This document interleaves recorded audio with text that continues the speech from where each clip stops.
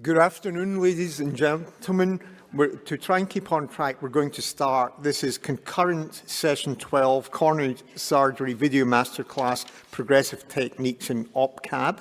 I've got a young co-chairperson with me, Dr. Maria Comenici. She's quite a young trainee in her career. And then we've got Dr. Chase Brown. Now, the selection of talks this afternoon look excellent. We're going to start with Dr. Shahzad Raja, a very good friend from Harefield, and he is a long-time proponent of off-pump surgery, and he's going to tell us about the 10-year mortality of OPCAB versus ONCAB. Shahzad, thank you very much. Thank you, David, and thank you very much to the organising committee for the privilege to address the attendees of this all-important session of the 10th International Coronary Congress. And I was asked to talk about 10-year mortality of OPCAB versus ONCAB. However, I've taken the liberty of slightly changing the title, as you can see, because I think the off-pump and on-pump debate is not just about 10-year mortality, there's more to it. And also, I think, coronary surgery is not all about the debate between off-pump and on-pump. So I think, I'll be focusing, of course, on 10-year mortality of off-pump and on-pump, but I will also be alluding to certain other aspects that I think are extremely important. I think if you're a coronary surgeon, you should feel very happy and elated because the CABG landscape still looks very good. Despite all the doom and gloom that we had when the drug-eluting stents were introduced, contrary to that, the landscape is amazing. We're still doing around 1 million coronary artery bypass surgeries around the globe. And if you're an off-pump surgeon, you should be even happier because around 200,000 of these procedures are done on the beating heart. So this is industry data, and this is data which is verified. And I think, as a coronary surgeon, whoever in this room is performing coronary surgery should feel really happy. Of course, there are variations in the practice. I think around 50 to 20% of us in the Northern Hemisphere are doing off-pump coronary surgery, whereas in Japan and India, the percentage is significantly higher. And, we all know that off-pump has been under strict scrutiny ever since it was reintroduced in clinical practice. If you were to type off-pump coronary artery bypass grafting on Medline, you would straight away retrieve more than 5,000 publications. And a lot of these have basically emerged in the last 30 years, pretty much the same length of time that off-pump has been around. And we're talking about pretty good quality evidence here. I mean, there are over 115 randomized controlled trials, 200 propensity matched analysis, over 300 retrospective studies, and these have basically evaluated and critiqued every aspect of off-pump coronary artery bypass grafting and compared it with on-pump coronary artery bypass grafting. And when off-pump was reintroduced, the expectation was that it's going to transform the way we do coronary surgery. We're going to get rid of the heart-lung machine, and all of a sudden we're going to make the strokes disappear. There's going to be less systemic inflammatory response, and that's going to translate into something wonderfully good for our patients. However, the reality is completely different. Lo and behold, the current best evidence does not show any difference in strokes. The perioperative mortality is pretty much similar. If anything, off-pump does offer some benefit when you operate on high-risk patients. But the most worrying aspect is that there's a lot of evidence out there that suggests that if you are doing off-pump, you're actually doing a disservice to your patients because you're not completing the task. You're actually doing incomplete revascularization.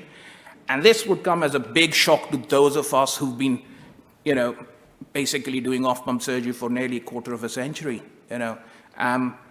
And so it's extremely important that we address these concerns. And what are the concerns? Obviously, there's the concern of a steep learning curve falling off pump. There is the concern regarding incomplete revascularization. There is, concerns about graft patency, the quality of anastomosis, and of course, crossover from on pump to off pump and vice versa is never a great thing, particularly if you have an intraoperative emergency conversion it is perceived as a really bad thing, both for the patient as well as for the team. And, a lot of these concerns still persist. But on top of that, in 2017, Dr. Chekwi from New York presented some quite alarming data. And this data basically showed that not only that off-pump is associated with these concerns, which I've just alluded to, but actually patients who have off-pump, they tend to die much earlier. And, at 10 years, the survival of these patients is not as great as if you've had surgery on pump. And obviously, this is something that raised alarm bells. And what do we do? So we go to my great friend, Dr. Gaudino, whom I call Mr. Meta-Analysis. And what he did was he decided to look at the evidence in a bit more depth and detail. And what he basically illustrated was that there is something called inexperience of the off-pump surgeon. Now, if you're a surgeon who's a part-time off-pump surgeon, you are less likely to produce the good results that are produced by surgeons who do off-pump on a routine basis. And when I say routine basis, it means you're not doing off-pump just for your high-risk cohort, but you're doing off-pump every day so that you become good at doing the procedure, because we all know that practice makes us all perfect. And in this particular meta-analysis, what Dr. Gaudino used was the percentage crossover rate of the operating surgeons. And what he basically demonstrated was that if you have a crossover rate in excess of 10%, you're likely to have worse outcomes. If you are somebody whose crossover rate is less than 3%, your outcomes are similar to those of on-pump surgeons. And this was applicable not only just to mortality, but also to stroke, as well as to incomplete revascularization. We took a step further. Dr. Gaudino and his colleagues looked at midterm survival. We analyzed all the data and recently published 10-year mortality of off-pump versus on-pump coronary bypass grafting. This is an updated systematic review. We looked at all the published studies, and we selected 22 studies that reported 10-year outcomes. And what we've shown in this meta-analysis is that there is no difference in 10-year mortality if surgeons who are performing off-pump are experienced and they are able to manipulate the heart safely without causing hemodynamic instability. And if they are trained and they are capable of performing off-pump, they would definitely ensure that there is complete revascularization. However, I think there is a lot more to coronary surgery than the debate between off-pump and on-pump. I think, after the publication of this systematic meta-analysis, we should be focusing more on how we are going to future-proof coronary artery bypass grafting. And I've shown a pyramid. I call it the pyramid of progression, or you can call it the slippery slope of subspecialization. I think we need to focus more on recognizing coronary surgery as a subspecialty. I expect that the leadership of ISCAS is going to focus on this aspect. I think we've spent a long time discussing the on-pump and off-pump debate. I think we need to move on from this. I think the focus has to now shift to how we're going to future-proof coronary artery surgery. And coronary artery surgery is not going to be the same as we do it now. I think earlier in one of the sessions, Dr. Torregrossa showed that the future probably is going to be bilateral alignments done by a robot. And I think, if we want to do this operation, we have to make sure that we train the future generations of coronary surgeons to perform this procedure. This is why I think it's extremely important that as a representative body of the coronary surgeons, ISCAS collaborates with other regulatory bodies and specialty societies around the globe and ensures that finally, after 60 years, coronary surgery is recognized as a subspecialty. If we don't do that, then I think we will be told in another 10 years what we can do and what we cannot do. And I think that would not be a very pleasant situation to be in. I think it's extremely important that we establish accredited revascularization training fellowships around the globe. I think there's a huge need for collaboration. And we need to train not just the surgeons. I think, I'm a big believer that when you train people to do coronary surgery, particularly off-pump coronary surgery, you don't just train the surgeon, you train the teams and you train the organization, because you have to change the ethos of the entire organization for them to accept off-pump coronary artery bypass grafting as a standard way of doing coronary artery bypass surgery. I think we have to move away from the old adage of see one, do one, teach one. I think we need to have more formalized training programs where people will be trained, not necessarily in OR, but outside OR, and then it gradually introduced to operating. And last but not the least, I think the time has come for the coronary surgeons to be respected and be adequately remunerated.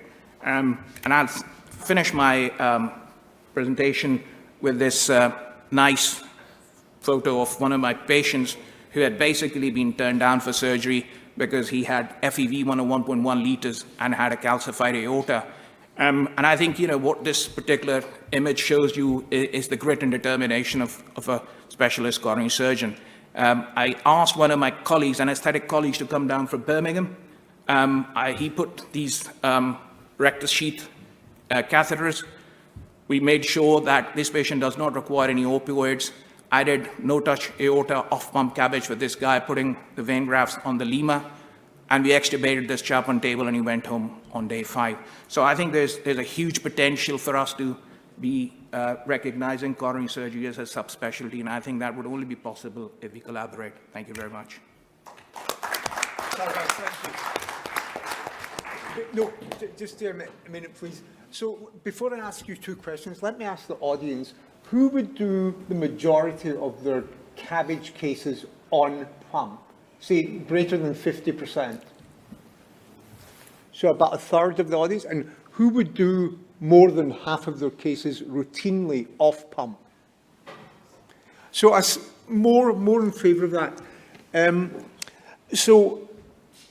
I guess, thank you for the very clear presentation of the data, but the obvious question, Chu, would be what your data suggests is that if you're a good off-pump surgeon, you can then get the same results as just a random, straightforward on-pump surgeon. So how do you sell that as an advantage?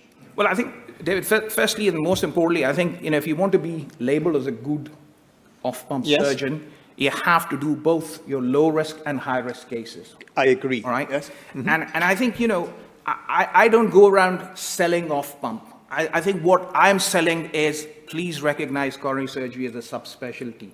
Let's produce surgeons who can do off-pump, on-pump, robotic, TCAB, and on a day when you need to do an off-pump cabbage, you're as comfortable at doing an off-pump cabbage as you are comfortable doing an on-pump cabbage. And that is how the training for the future surgeons has to be.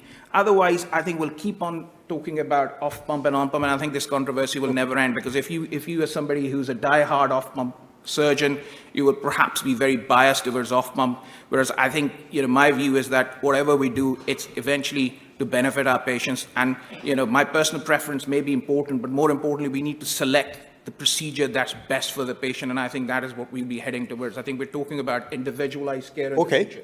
Thank you. Second question. How important is the no-touch aortic technique as part of off-pump surgery? I think that has to be the gold standard. I think if you are a coronary surgeon and if you're an off-pump coronary surgeon, you must strive to do as many of your patients off-pump and aortic. I think manipulation of the aorta is something that we must avoid. And I think what we need to, again, I'll come back to what I've already alluded to, we need to train people to do this operation. Yeah, thank you. Okay, any other questions from the panel or the audience? In terms of your comment on anaortic versus aortic, I'm the only person at Penn in University of Pennsylvania in Philadelphia who does any off pump, and I'm probably about 35 to 45%. Anytime there's an issue, obviously it's, that's an off pump problem. And if there's a stroke, what the other attendings will say is that the incidence of stroke, if you look at the STS data, it's like 1.5%. And if you look at some of the best data on anaortic, you're really shaving off a 0.5 percentage point. And their comment is the juice worth the squeeze? And it's a lot harder. the data isn't there. And even if I'm the specialist, that's what keeps coming up. And I just, I believe in off pump, but I just, it's much harder. It's harder to take residents through. So these are the things that I hear all the time. And since the majority of people here are off pump surgeons, I'd love for us to talk about that. Absolutely. I mean, I completely agree with what you said. But let's not forget that for us to show a meaningful difference in the stroke rates, we need huge data, okay? There's no randomized control trial in the world that will be able to show that difference. But what we do know is, and I think this is a very logical way of looking at it, if you don't touch the aorta, your stroke rates are going to be minimal. Yeah. And I think we should strive to achieve that. And that's the reason why. I mean, I don't expect everyone to do aortic off-pump CABG. Okay, this is not an operation for the generic or general off-pump surgeon. It is for somebody who's been formally trained, and that is why I think we have to move away from this on and off-pump debate. Thank you, Gianluca. Yeah, very quickly, in this concept of stroke, I think that the game, and I love what you said, Chase, the game here, though, is moving the even one step forward. It's not anymore the stroke that gives you hemiplegia. Let's be honest, how many times you see a stroke that gives you hemiplegia in your CABG on pump cross clamp? It's very rare nowadays, thanks to the advancement of cardiopulmonary bypass machine. But the problem is quality of life. And that's where the new set is. An off pump for someone 80 years old or above, and will be nice to make a study out of it or to do some research about it. Will grandpa go back home after the CABG and be able yet to find the car key where they are, or buy all of the grocery that the wife told him before leaving the home without forgetting cucumbers? That's the game. Is the boy being able to play Sudoku in the same way in which he was doing before the surgery? So the point is this one, off pump and on pump and anaortic, is being able to give them the same quality of life. And that's where I think we should work as a society, or as aficionados of off pump, move the needle through. Thank you. Final very quick question to the audience. How many of the audience think a true aortic, so no-touch aortic technique, is an important part of how they do CABG? Well, half the audience? Yeah, thank you. Okay, on that point, we need to move ahead. Thank you again. So our next speaker is a very great friend of this organization from Japan. He's one of several Japanese surgeons who have been very supportive of ICC. Dr. Shuichiro Takanashi, and he's going to talk about his physiological insights, optimal reconstruction techniques in coronary surgery. Thank you very much, David. So I'd like to thank you very much to John and David and organized committee. We will be discussing about a new direction, complete LED reconstruction, even after Patrick's tremendous, wonderful talks.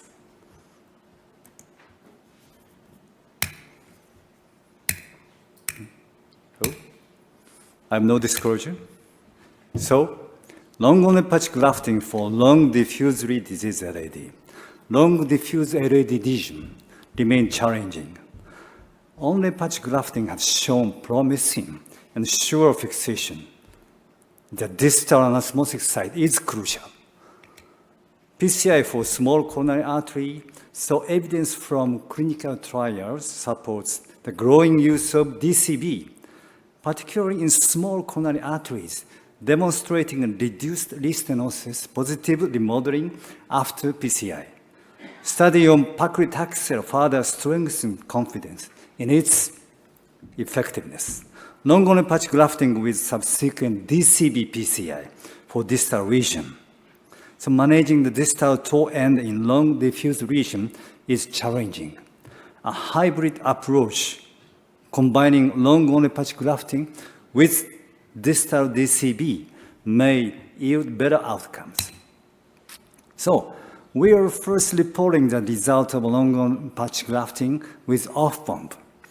So in 2004, since then, we're studying the result of this procedure for more than 20 years. So you can see the operative image of this procedure. The atheromatous core is completely removed under direct vision. So that's 3/4 of the LED was reconstructed with little materials. And we call the creating a new healthy coronary artery. So I can show you our case, preoperative angio, 61-year male, 5 times PCI4 unstable. So ejection fraction is 60% normal. Total occlusion in proximal portion of the LED, you can see that. Instant restenosis. The operative theater, you can see that. Surface arteriotomy was done, and often use a ball nut hook and sharp scissors, and mobilizing the intimal core. It is easy in off-pump case.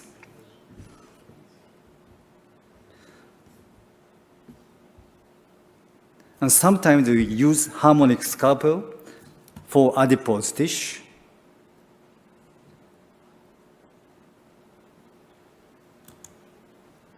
And it is an important point that distal tuck of the endothelium, it's crucial to success this procedure.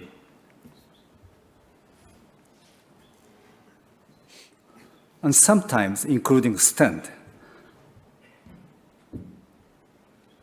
And approximation of the proximal part of that advent tissue. It is to protect the intimal core to the anastomotic site. Double parachute technique, we can do that. And using 8-O polypropylene suture. Suture were placed not to include the septal and diagonal branches. And toe side, another parachute technique, another stitch, we can use it.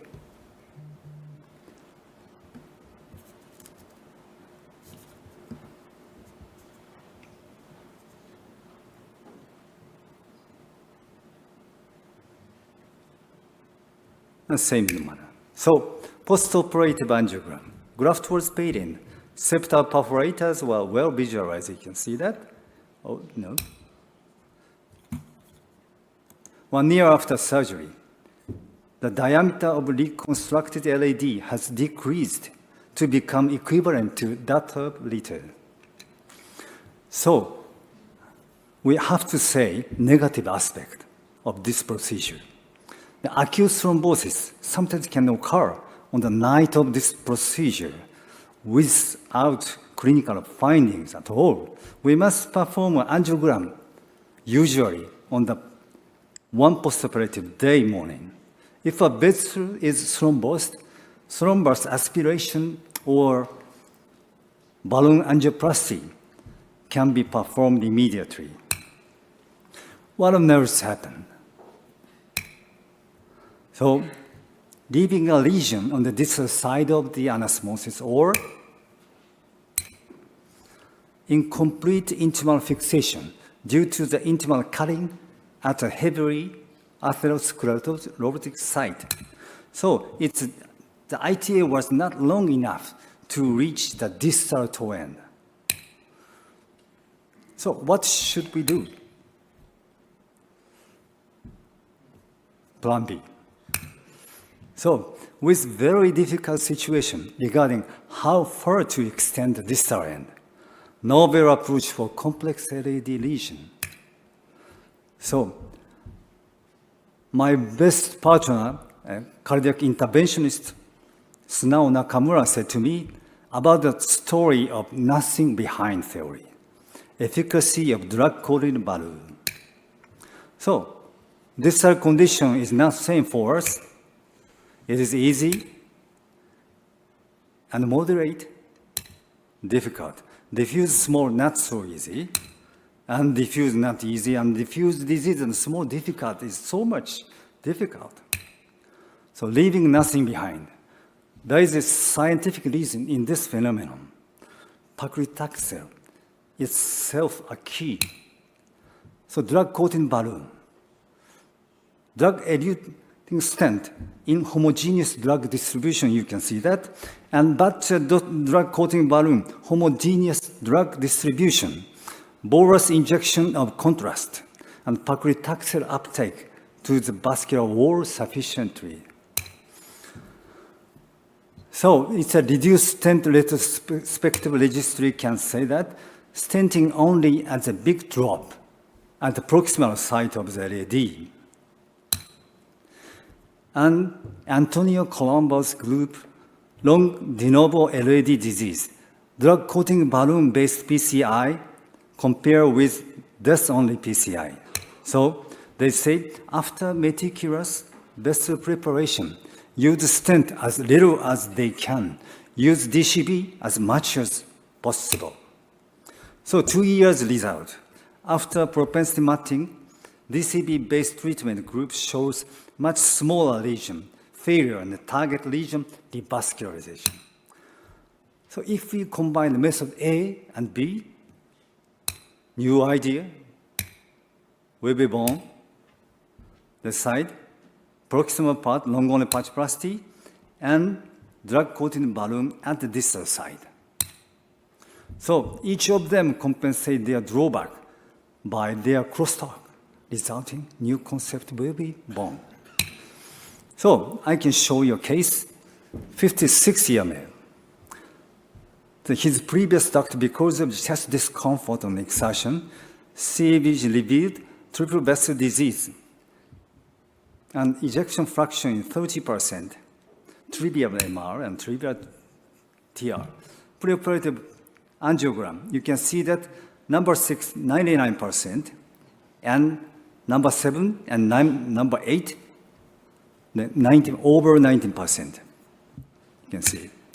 So I performed this operation, 5 bypass, LED long-only patch grafting 5 centimeter with endoatherectomy and saphenous vein and combined free Ritter to circumflex artery. And diagonal branches, saphenous vein, and the branched saphenous vein also 4PD, right column system only 2 centimeter. Postoperative angiogram, postoperative 1 day. So dilated only patch grafting part and contrast is poorly distribution to distal LAD. You can see it. So DCB for distal LAD region,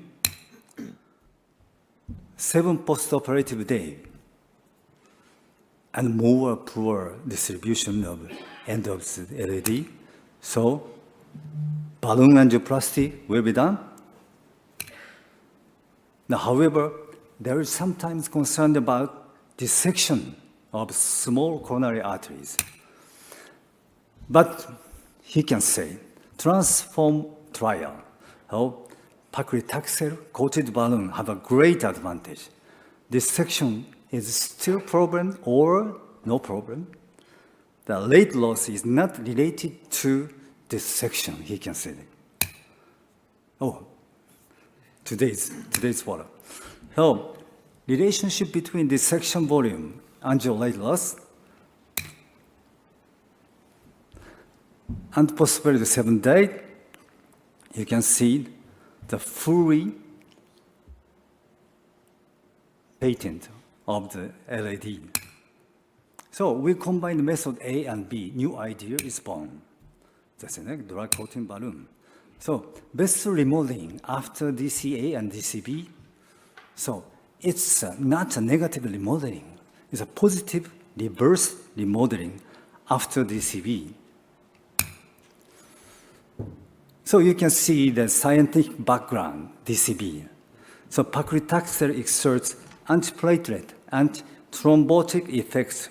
Paclitaxel may provide additional benefit beyond its antiproliferative effect using DCB and death in PCI. So that the paclitaxel have a great potential to suppress the platelet activation and by some chemical pathway, having antiplatelet and antithrombotic activities. provide additional benefit beyond its anti-proliferative effect. So, anti-anastomosis, native intima seems to be much smoother in OCT imaging, no blood clots, and other debris, proving physiological improvements in the future. So, nowadays, Lita LED physiological assessment post-operatively, we can see that. So, post-operative physiology. So, unfortunately, no significant difference between two, RFR and FFR, only group and non-only group. But functional assessment of coronary desensibility, you can see that CFR, coronary flow reserve, and you can measure, and microcirculatory resistance due to IMR, we can measure. All measurements were performed in LED. So post-operative physiology, studying the improvement of post-operative flow reserve and reduction in microvascular resistance using these two indices. CFR, there was an increasing trend in CFR in the only group compared to the non-only group. But IMR, still not enough to reduce the IMR. A significant reduction in IMR is expected at this study. I strongly believe and love the concept of leaving nothing behind with usage of DCB and its future.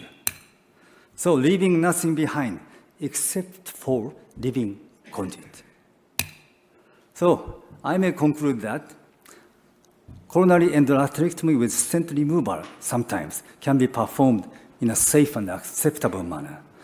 We believe off-pump endarterectomy with ITA grafting is the best option for complex LED lesion. The long-only patch grafting with subsequent DCB PCI4 distal lesion must be novel approach for complex LED lesion. So thank you very much for your attention. Finally, I and Hirofumi Takemura would like to thank you for all committing to Tokyo 2 years ago. We'd like to express my deepest gratitude to John and David, and Gianluca and Mario, all faculty members. Thank you very much.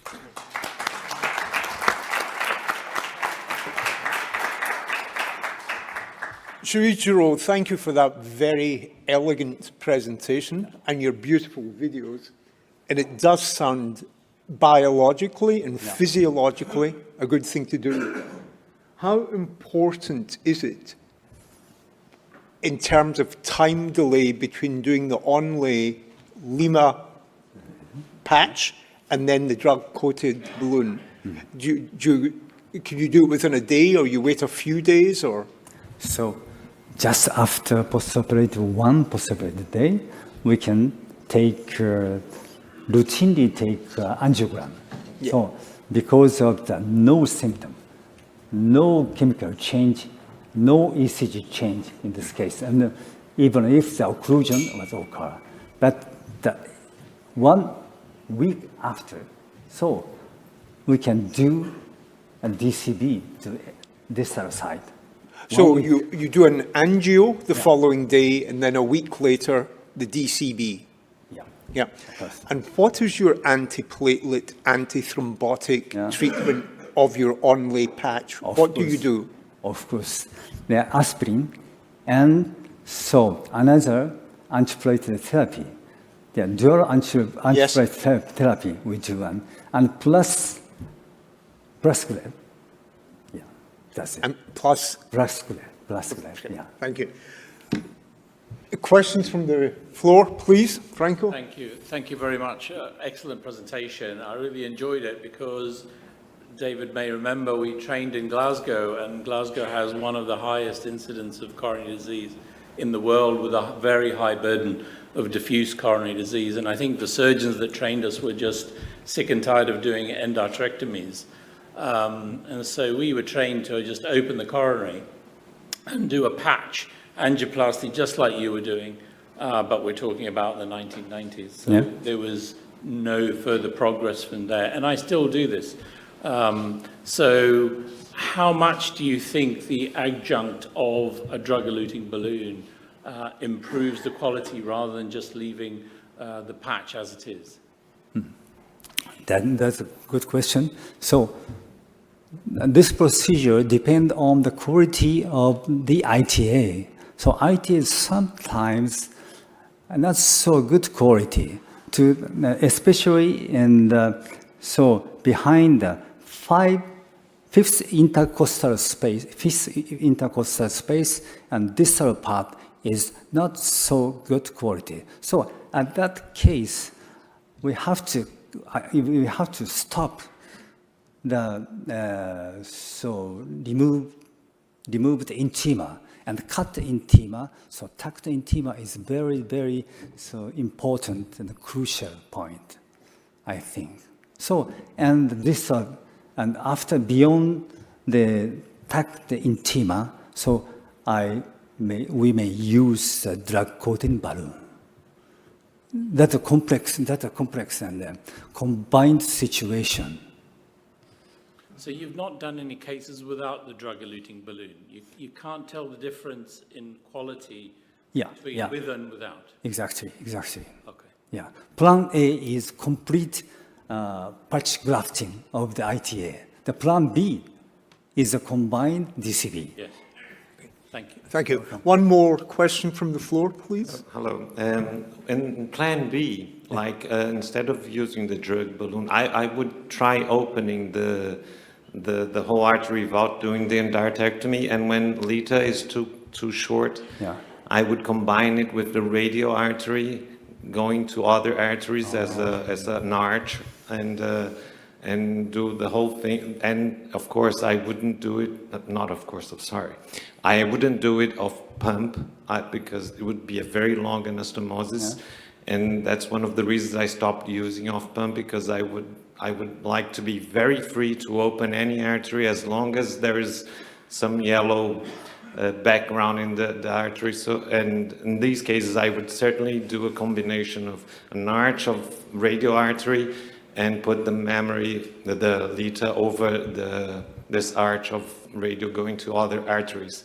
I've shown this in the poster, like on Friday. Thank you. Yeah, thank you. It's one of the options. Thank you. In the interest of time, we need to keep moving, so thank you very much indeed. And our final talk this afternoon is from my very good friend and colleague, Professor John Puskas, who's going to talk about all arterial, no aortic touch, OPCAB. Thank you, John. Thank you, David. I'm going to preface my remarks by saying I don't think this is an operation that everybody should do tomorrow. I do think that we should move the whole field of coronary surgery forward by managing the left atrial appendage in every patient with AFib, using a second arterial graft in essentially all of your coronary bypass patients, whether you do them on or off pump, in doing intraoperative quality assessment. These are things that every surgeon in the room and every one of your colleagues at home can do. Whether all arterial no aortic touch off pump bypass is the ultimate extension of what we can do surgically to revascularize the coronary arteries, frankly, remains to be proven.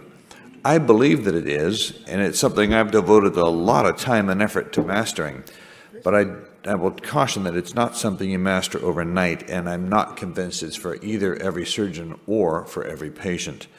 That said, I think it's a great operation that has some obvious advantages, and I'm going to try to quickly describe why I do it and how I do it. So the rationale for multi-arterial and for all arterial CABG is very simple. Arterial grafts last longer, and because we subject coronary bypass patients to greater morbidity than PCI, we must offer a better long-term prognosis for them. And the harsh truth is that with the possible exception of expertly harvested no-touch saphenous vein and its use as a composite on the internal mammary, vein grafts do not have anywhere near the same patency as arterial grafts and may not be much better than a good, well-placed, expanded drug-eluting stent.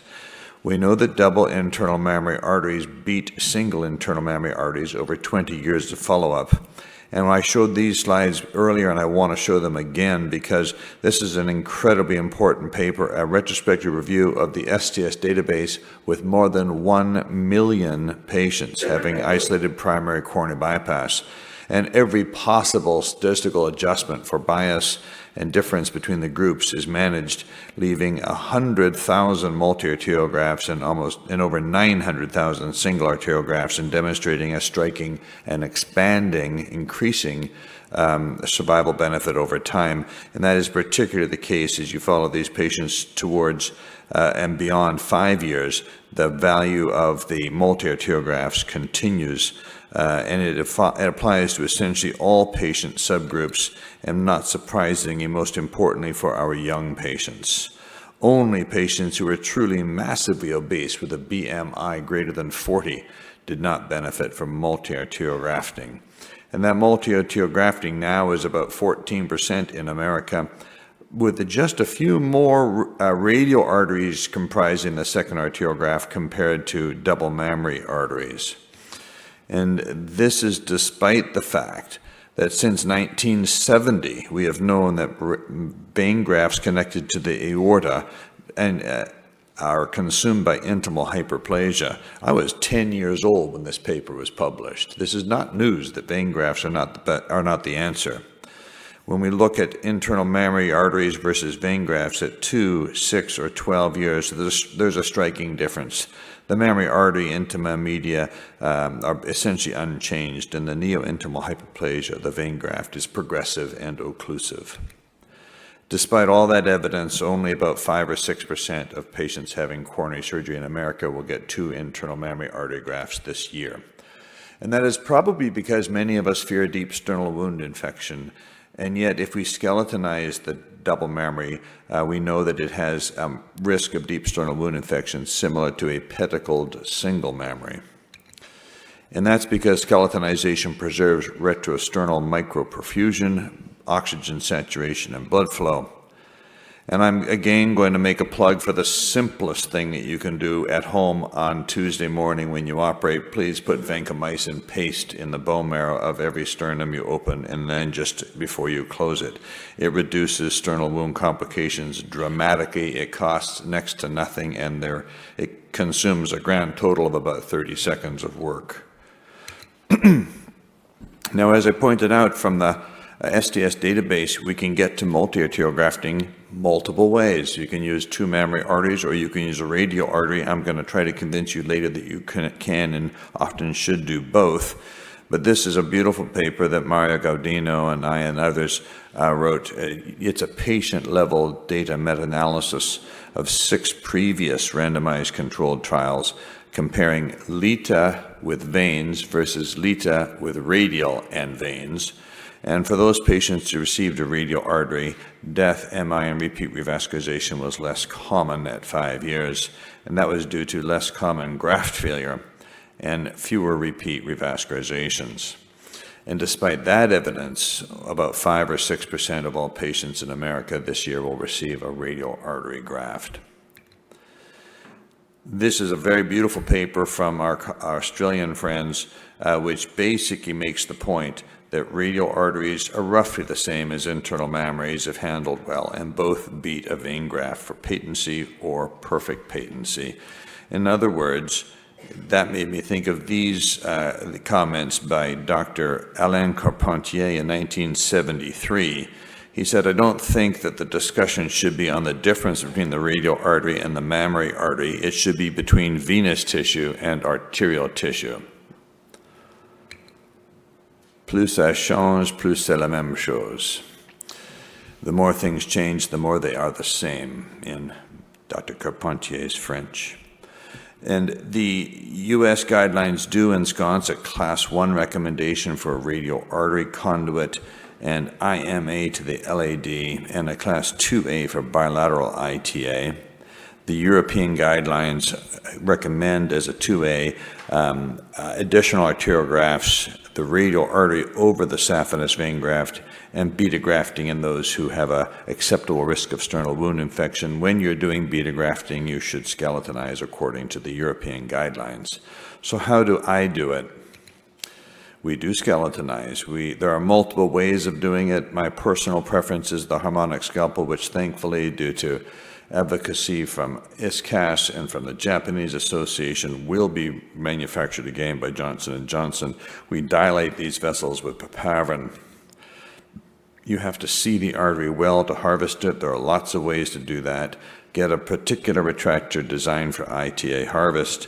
This is us using the harmonic scalpel. It vaporizes or liquefies fat without causing spasm of the artery if you only touch the artery briefly. And then we can take the branches away from the artery with a more prolonged application of the device to the side branches of the mammary artery before cutting it with the hook component of this device, as you'll see in just a moment. There's the cut. Okay. Now, we can take those double mammary grafts and we can build composite ITA grafts with them. This is one pattern that is common, and it has the virtue that the ITAs are always perfectly matched, so there's no size mismatch in this anastomosis, and for balanced competitive flow, it's a lovely way to do an oral arterial bypass. You can also flip it around and put the RITA branch to the LAD and the LITA to the anterior marginal if your LITA is a little short and you have to go distally on the LAD. And here's a video, I believe we showed that earlier, so I'm going to skip through part of it. Here we see the RITA divided from the chest wall, and we're going to build the anastomosis on the LITA. I mentioned that the operation is 3 parts. Harvest the conduits, arteries, create the composite conduits, and then deploy the conduits. So this is the second stage to build the composite conduits. And we do this in an extraordinarily standardized way. There is literally no variability. The number of stitches is the same. The exact placement of the stitches is the same. Everybody in the room who's assisting knows exactly where the next stitch is going to go. We can do the same thing using radial arteries on the side of ITAs, and we like to do that on a very routine basis. The technique is identical and produces a result that's very similar, although, as you know, radial arteries and mammary arteries are not always exactly the same size. Here's a skeletonized LITA. We're identifying our target site for the distal anastomosis and for a short side limb of radial to an anterior marginal. That's going to be our inflow point just inside the pericardial reflection, and then we're going to build that conduit exactly as we did for the RITA-LITA composite conduit. Once again, the suture pattern is entirely standardized and not different at all than what we use for the RITA-LITA composite. And of course, for all these composite conduits, we check the flow of both limbs or all limbs of the composite conduits before we proceed with grafting. I have an expression, with a mean pressure of 80, the flow should just about hit the patient's knee in every limb of the composite conduit before we move on to grafting. Now, the right side, I have a personal theory that the problem with RITA patency is how we use it. I agree with Dr. Gaudino and Dr. Taggart that the RITA and LITA are biologically indistinguishable from each other, so any difference in patency has to do with how we harvest and or deploy the artery and to which target we anastomose it. Inflow and outflow impact patency, and there is no outflow as good as the LAD.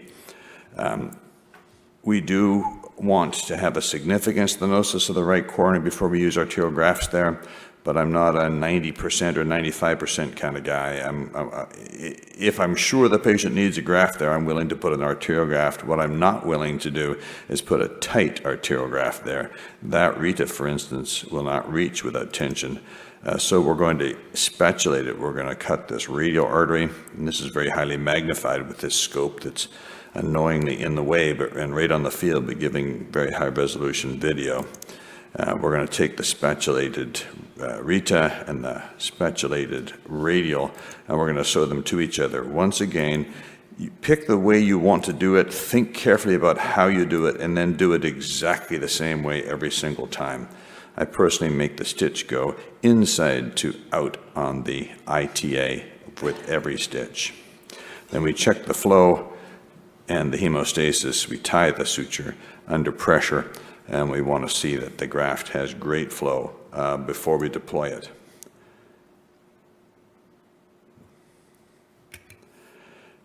We can use a combination of these strategies to achieve anaortic OPCAB with bilateral ITA inflow. And typically, it's a radial off the Lita and a radial I to extend the Rita. Sometimes we'll take the Rita off the Lita and put the radial on the stump of the Rita. Sometimes, occasionally, we use a vein on the stump of the Rita. We like the baby Y configuration that Jim Tatulis taught us, but we create that before we connect it to the ITA. This, as I've shown you before, is my personal favorite operation, which David allowed us to put on the front of the cover of the book. This is an all-arterial, no aortic touch off-pump case, a Lita to LAD, a Rita T to the a radial T to the diagonal, a Rita radial I through the transverse sinus to the obtus marginal. And I'm going to skip to the next slide and show the anastomosis. Again, this is the radial extension of the Rita being anastomosed to the obtus marginal after passage through the transverse sinus. And we do that exactly as we would do if it were a vein. We test the flow before we move on. Then we graft that T over here and then the Lita to the LAD, testing the flow in each as we go.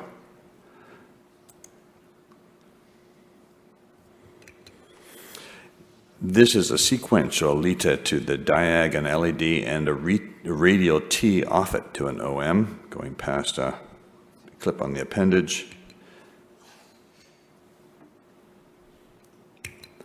And this is a baby Y. The Lita coming here, a radial going to the first obtus marginal or second obtus marginal. Here's a baby Y coming from it to a ramus intermedius vessel. This is a different graft, a K or C graft, which is a radial side to side to the Lita and then going to a big diagonal and around the back to a big obtus marginal.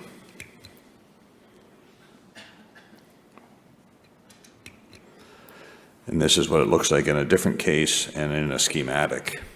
You can see that with double mammary grafting and radial artery supplement, we can essentially graft the entire heart. It's uncommon that we need more conduit than that if we harvest well. This is a video that's available online. One of our residents put it together. It's actually a very nice compendium of a video shot in our operating room.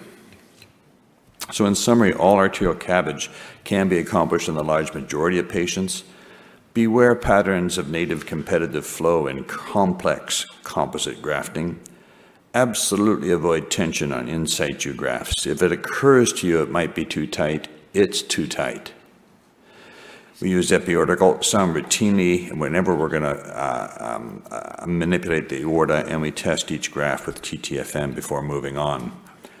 Now I will say that it is safe and effective to use beta radial grafting to get to multi-arterial grafting, but there's an easier way. You can just harvest a radial artery, and the safest, simplest way to move from SAG to MAG is to hire someone who can harvest a radial artery for you well. Use it as you would do the best segment of vein that you commonly put to the second best target on the heart. What will it take to make all of this routine? We need more evidence. I think the Roma trial that Mario Gaudino has championed will be important. Longer-term follow-up of the ART trial may be very beneficial. I think we need incentives to change surgeon behavior, and I've frequently called upon cardiologists to exercise their muscle in that regard. And I think we need to be really careful and thoughtful about how we try to teach and promulgate these practices so that it can be more common, but that people can learn safely and effectively and throughout the world. This cannot be something just done in a few centers in a few countries. It should be something that we offer to patients around the world. Thank you very much.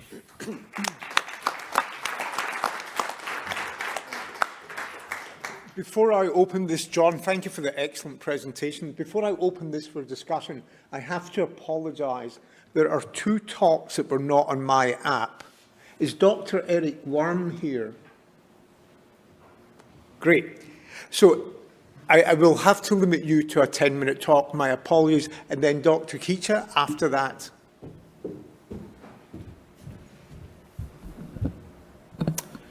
Good afternoon.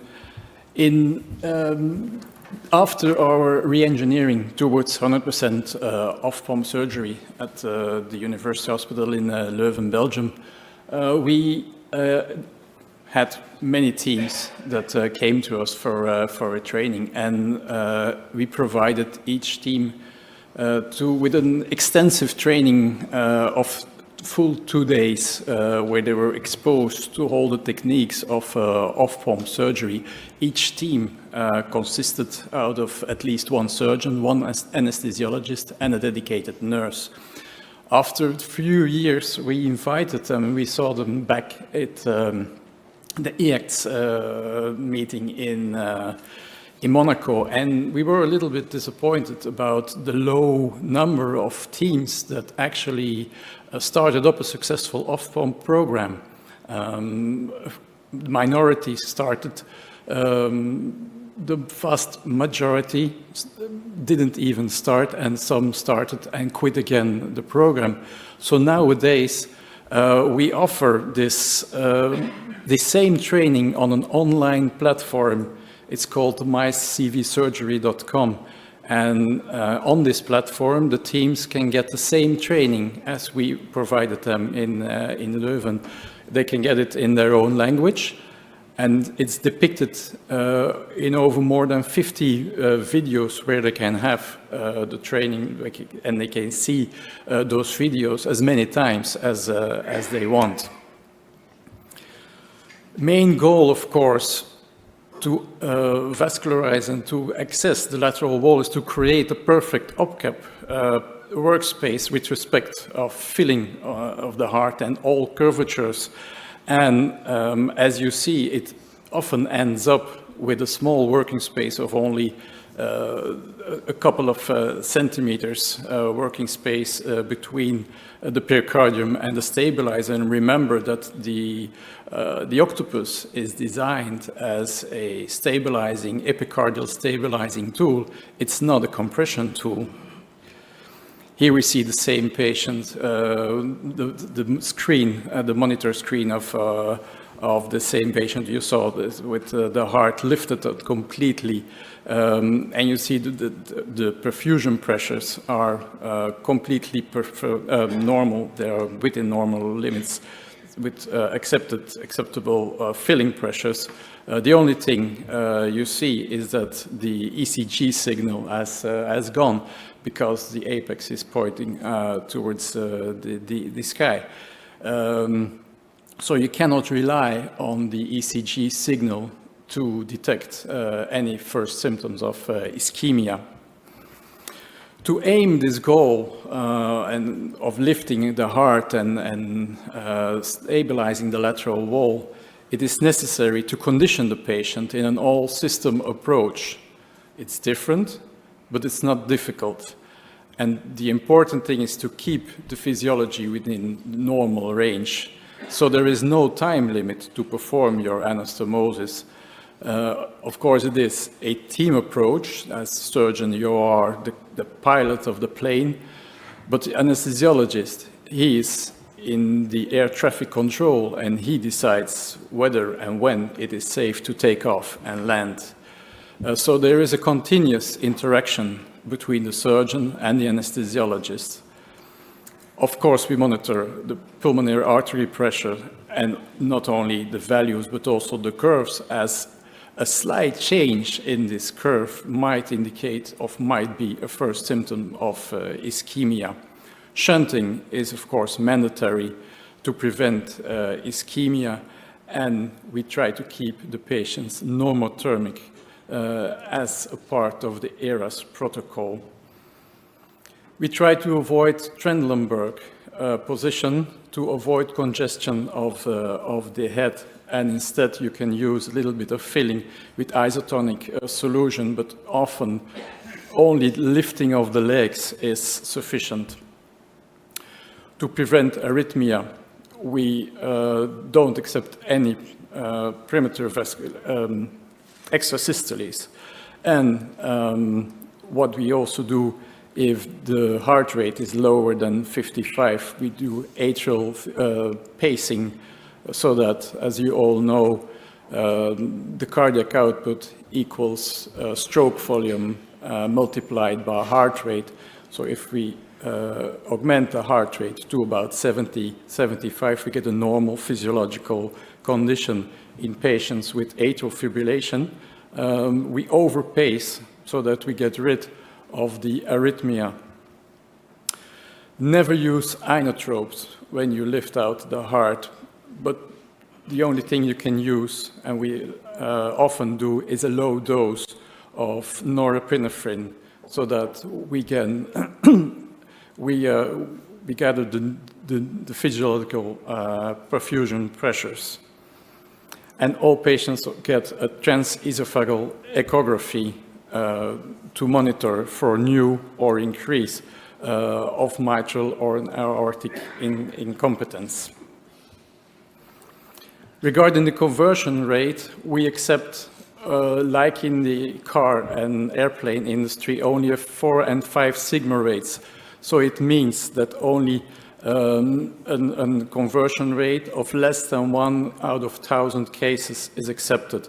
In the learning curve, you might accept a conversion rate of about 1 in 100 cases, but a 2 sigma rate of more than 5% conversion is never acceptable.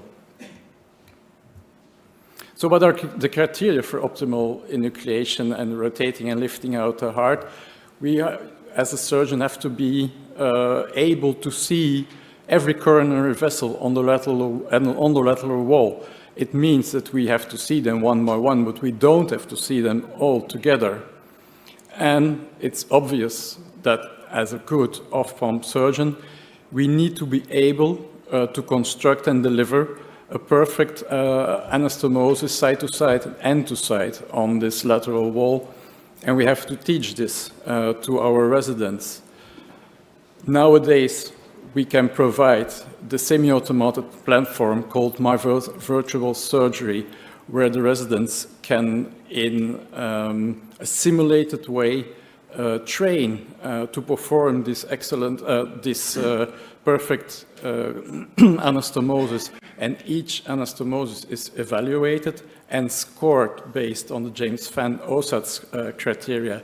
And after multiple testing and scoring, and of 50 out of 50, then the residents are allowed for the first time to do an arterial graft on the patient, so that by this way we can eliminate the risk and we can eliminate the learning curve in costs of our patient. So from the beginning, from 1999, we were able to perform in this way in the population with 3-vessel disease, at least 1.6 to 1.8 average anastomosis on the distal anastomosis on the lateral wall, without stress for the patient and without stress for the surgeon. This is, for instance, the heart rate of Professor Jant during his performing 4 arterial distal anastomosis, so there is no need to rush and no need to stress. To lift out and enucleate the heart, there are, of course, several methods and tools available, so it is important to understand the limits and possibilities of each method. Placing a retrocardiac sponge, we know that it's insufficient to provide visibility of the lateral wall. The cross your heart tapes provides good visibility, but it strangles the heart, so it's also unacceptable. And as we stated out before, the anastomotic stabilizer is designed as a stabilizer and not as an enucleator tool, so it's insufficient to use an octopus alone to visualize and stabilize the lateral wall. The apical suction cup positioner was a good tool, but as you know, it can cause a terrific lesion to the apex when you pull too hard on it. So therefore, the suction surface apical positioner is better, and it provides us a good position, good leverage, amount of leverage, and good visibility of the lateral wall. And when you combine this with a deep stitch in combination with the apical positioner, you get the best of both worlds, and you get an adequate level of leverage, good preserve of hemodynamics, and excellent visibility to access all the vessels on the lateral wall. The practice. I'm sorry, you got one. Can you try and get it? Yeah, we can skip this. No, maybe it is important that you place this deep stitch as to the right as possible, so that you get, according to the Newton's second law, the best level of leverage. And this is the exact position where we put the deep stitch. It's in the middle of the quadrangular area of the 4 pulmonary veins, and try to be at least on the right side of the pericardial fold formed by the left inferior pulmonary vein and the inferior vena cava. And so we are where we want to be, by putting and slightly pulling on the 2 ends of this deep stitch. We slightly provide a completely lift of the apex in a smooth fashion, no abrupt, and then you see that the ECG signal is lost, but that the normal hemodynamic perfusion pressures are maintained, and they even, sometimes, especially in patients with impaired ventricles, we see that the hemodynamics improve when the lateral wall is exposed in this manner, and we prove this by a sheep experiment. By gradual increase of the sling support, we saw an increase in contractility and a better relaxation of the heart. And in that way, we were able to perform all this kind of constructions that John pointed out, A, B, A, Y. You can do it when you respect these principles. And here you see an example of a very deep anastomosis on the proximal part of the lateral branch. And if things don't work out like you wish they should, there's always this possibility with the My CV Surgery app to debrief the procedure, and you get in the upcoming hours or the next day, you get a response so that we can, together with you, can figure out what went wrong and how we can improve your results when starting up an OPCAB program. Thank you very much.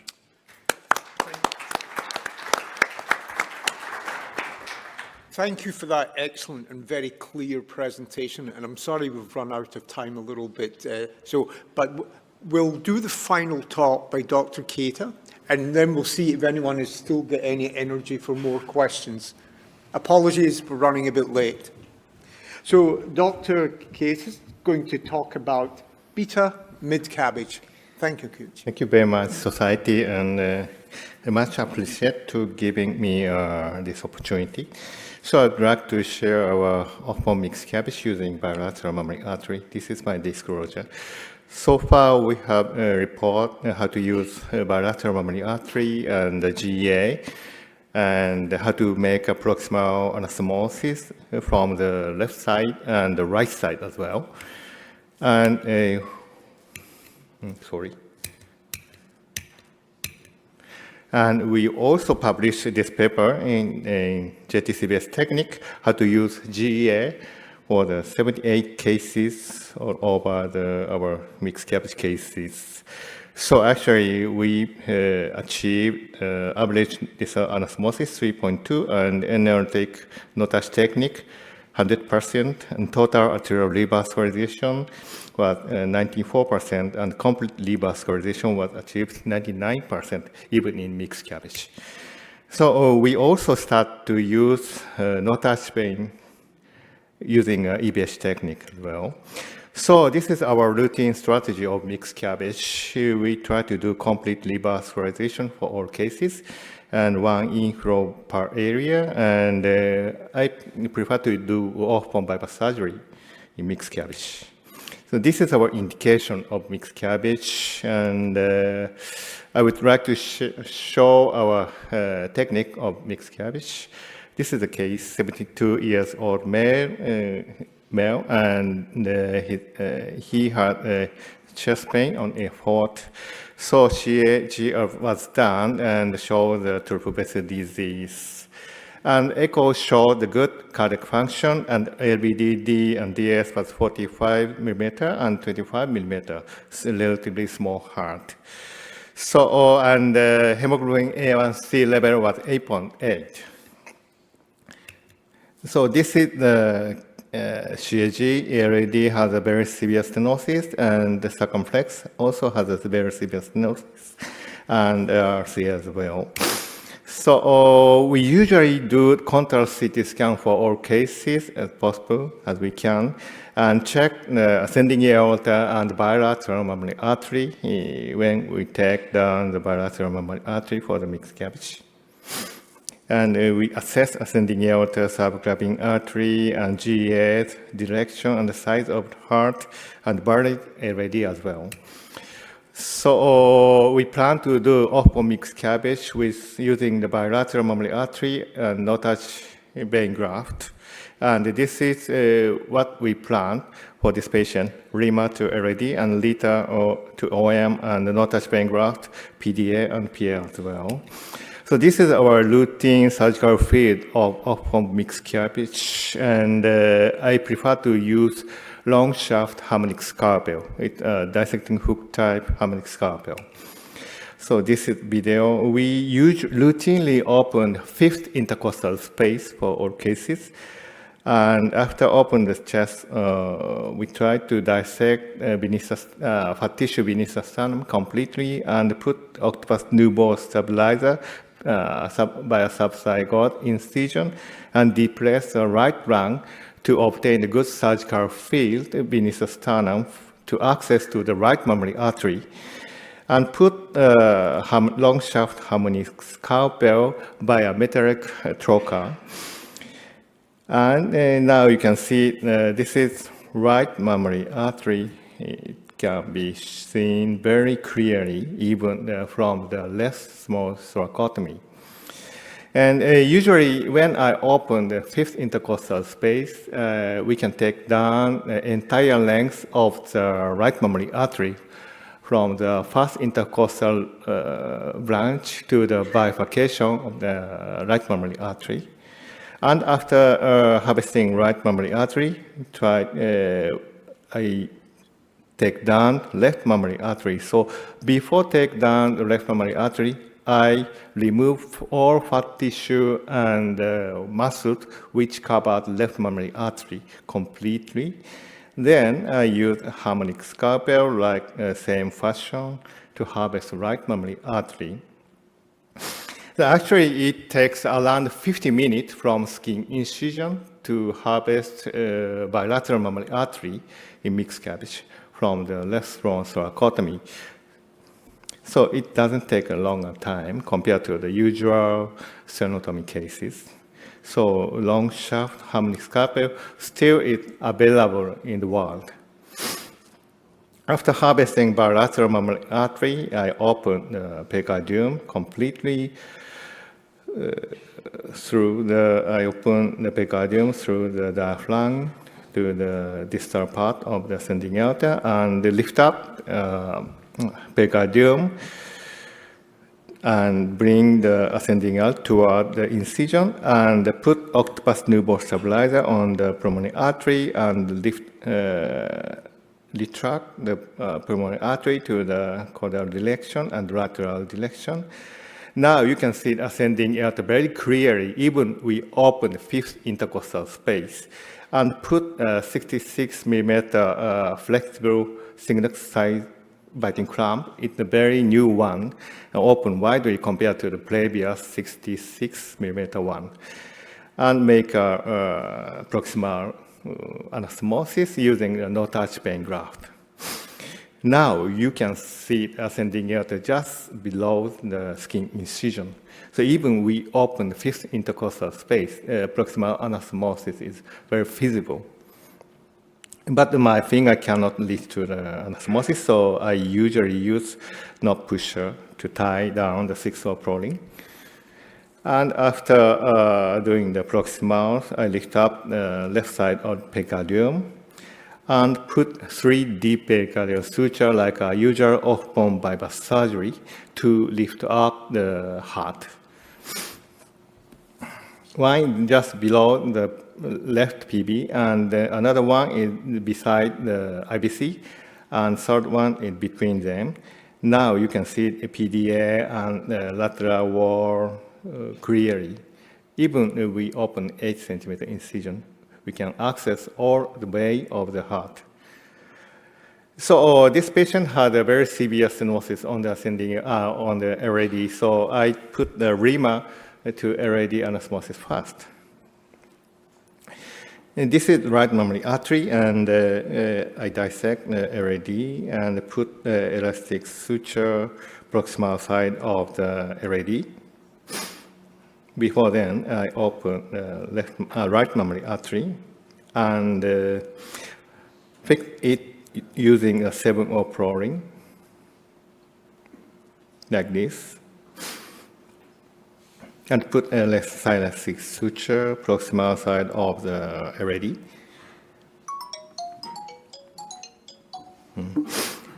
And open the coronary artery and put the shunt tube.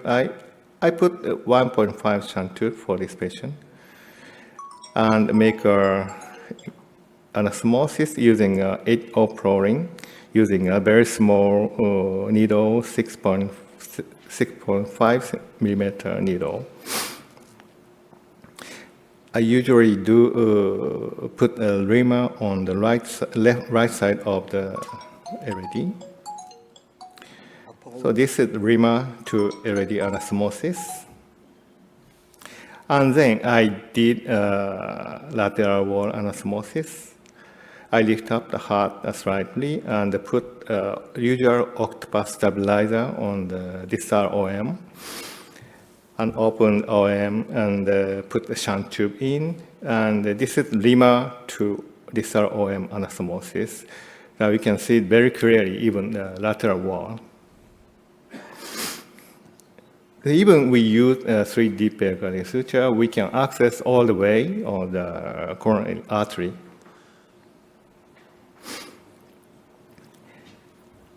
After this anastomosis, I did 2 distal for RCA technically.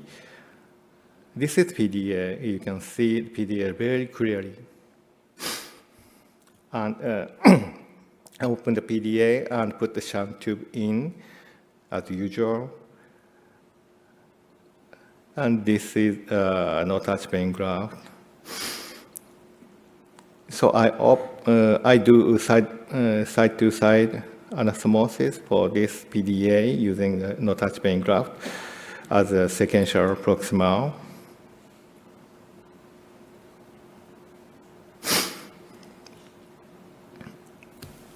And after this anastomosis, I did one more right PL. Put the shunt tube in like PDA and do parallel end-to side anastomosis for right PL. So this is the result of this case. Even we take down right mammary artery, the diameter is good enough for the LAD, and this is Lima.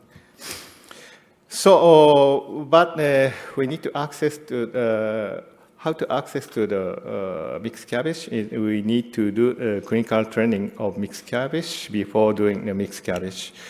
So, stenotomy of OPCAB performing standing on the left side. And before doing, we also can take down the right mammary artery using the long shaft harmonioscopy like this. And this is compared to OPCAB, standing left side and mixed cabbage, everything very similar. So standing left side and do OPCAB is very similar to mixed cabbage. Okay, thank you for your attention. Thank you very much. Thank you very much.